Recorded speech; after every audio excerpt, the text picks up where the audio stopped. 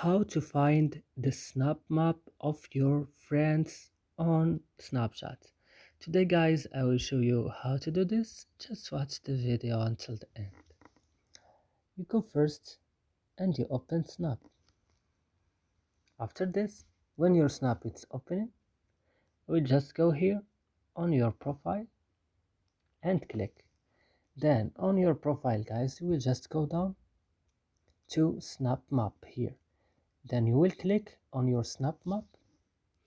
Then here you will find the snap map of your friends. For example, this my friend live here, and this my friend live here also, and my friend live here also.